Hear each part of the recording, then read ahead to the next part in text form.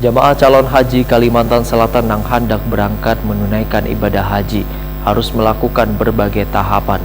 Wayah berada di embarkasi Haji Banjarmasin di Jalan Ayani Pal 29 Banjarbaru, Kalimantan Selatan. Ini berlaku pada seberatan kloter setelah dilakukan proses penerimaan oleh pihak penyelenggara. Jamaah calon haji Kalimantan Selatan yang hendak berangkat menunaikan ibadah haji harus melakukan berbagai tahapan. Wayah berada di embarkasi Haji Banjarmasin di Jalan Ahmad Yani Pal 29 Banjarbaru, Kalimantan Selatan. Ini berlaku pada sabarataan kloter setelah dilakukan proses penerimaan oleh pihak penyelenggara.